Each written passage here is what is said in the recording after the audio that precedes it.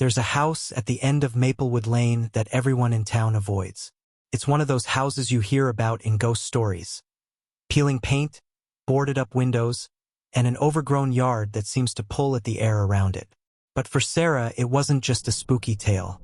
That house had a history, her family's history. Sarah had grown up hearing whispers about the place. Her grandfather, James, had lived there decades ago. But after a tragedy struck the family, no one dared step inside again. "It's cursed," her mother would say, the tone in her voice making it clear the topic wasn't up for discussion. But Sarah was always curious. What happened in that house? Why did everyone seem to carry a weight when they mentioned it?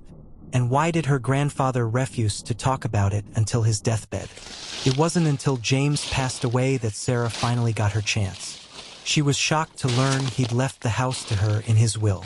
Her mother begged her to sell it without stepping foot inside, but Sarah's curiosity had simmered too long. She had to know the truth. So one crisp autumn morning, armed with a flashlight and a camera, she decided to explore the old family home. The air felt heavier the closer she got to the house. The creak of the rusted gate was loud enough to make her jump, and the front door groaned as she pushed it open. Inside, the house smelled of damp wood and something faintly metallic. Dust coated every surface, but despite the disrepair, everything seemed eerily untouched, like the house had been waiting for someone to come back. Sarah started in the living room, where old furniture stood frozen in time, draped in white sheets. Her flashlight beam caught the edge of a picture frame, and she wiped away the dust to reveal an old family portrait. There was her grandfather, much younger, standing with a woman Sarah didn't recognize and two young children. Sarah frowned. She'd only ever heard about her grandfather and his brother, William. Who was the little girl in the picture?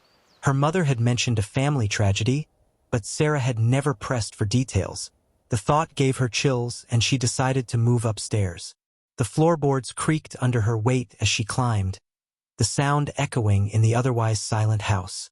On the second floor, she found bedrooms, each one more decrepit than the last. Most were empty, save for broken furniture and the odd forgotten item. But the last room at the end of the hall was different. The door was closed, and unlike the rest of the house, it was pristine. No dust, no cobwebs. Just an ordinary wooden door with a brass handle that gleamed like it had been polished yesterday. Sarah hesitated, her hand hovering over the handle. Every instinct told her to turn around and leave, but she couldn't shake the feeling that the answers she sought were inside. The door opened with surprising ease, revealing a room that didn't fit the rest of the house. It was bright, clean, and warm, as if someone had just left it moments ago. Toys were scattered across the floor, a bed was neatly made with a patchwork quilt, and on the nightstand was a doll with glassy eyes that seemed to follow Sarah as she stepped inside.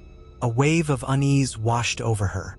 She approached the nightstand and picked up the doll. A strange weight settled in her chest as she turned it over, revealing a name stitched into the back of its dress. Margaret. The name didn't mean anything to her, but it made her stomach twist. Suddenly, the door slammed shut. Sarah spun around, her heart racing. The room's warmth vanished, replaced by an icy chill that made her breath fog. She grabbed the doorknob and pulled, but it wouldn't budge. Panic set in as she pounded on the door, shouting for help. And then she heard it. A faint giggle, soft and high-pitched, coming from behind her. She turned slowly, her flashlight trembling in her hand. The doll was back on the nightstand, sitting upright, its head tilted slightly as if it were watching her. But that wasn't the worst part. In the corner of the room stood a little girl, her face obscured by shadows. Who are you?" Sarah managed to whisper. The girl stepped into the light, and Sarah's blood ran cold. The girl looked just like the child in the family portrait, the one Sarah couldn't identify.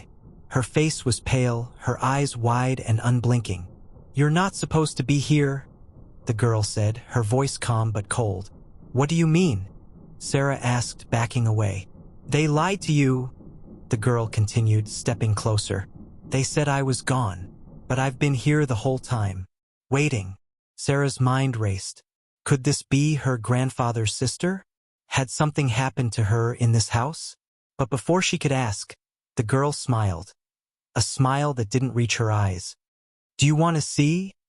the girl asked, tilting her head.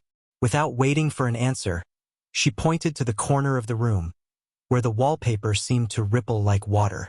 A sudden force pulled Sarah forward, and the walls around her began to change.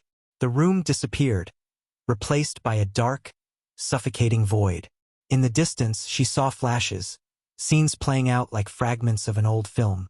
A man arguing with a woman, a child crying, blood on the floor, a small body being carried out of the house.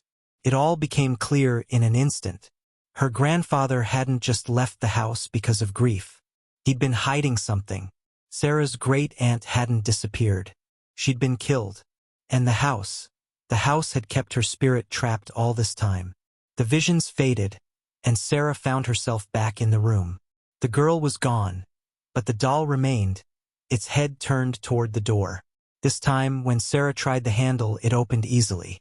She stumbled out, tears streaming down her face, and ran until she was out of the house. She never went back, but sometimes, when she's alone in her apartment, she hears a faint giggle, and every now and then, she swears she sees a doll sitting on her shelf, its glassy eyes watching her.